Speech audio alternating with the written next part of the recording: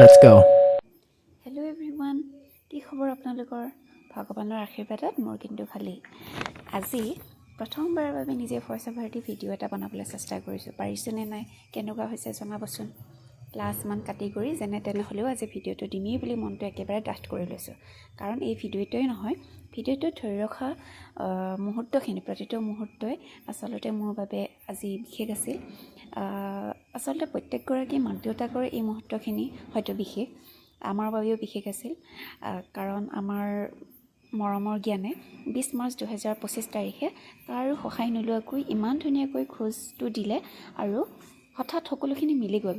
Video' এটা কৰি আছিলোঁ, কৰি থাকোঁতেই হঠাৎ সেই খোজটো দিলে আৰু ইমানেই মই আৱেগিক হৈছোঁ, ফূৰ্তিও লাগিছে। ফূৰ্তিতে তাৰমানে ভিডিঅ'টো অফেই হৈ গ'লগৈ, মই অফ কৰি পালোঁ। তাৰমানে এটা কথা ভাবি ভাল লাগিছে যে তাৰ এই বিশেষ সময়খিনি মই ভিডিঅ'ৰ জৰিয়তে ধৰি ৰাখিব পাৰিলোঁ।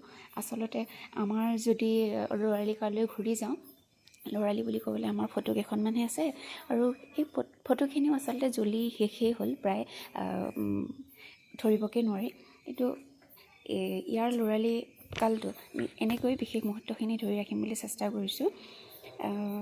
পাছত আমি চাব পাৰিম আৰু সিও ডাঙৰ হৈ চাবলৈ পাৰিব। আৰু দেখিছেনে আজিকালি সিমান মৰম লগাব জনা হৈছে নহয়।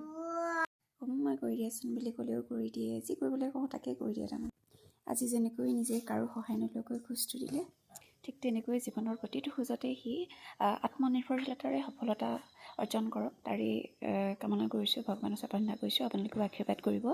বাই বাই, ধন্যবাদ।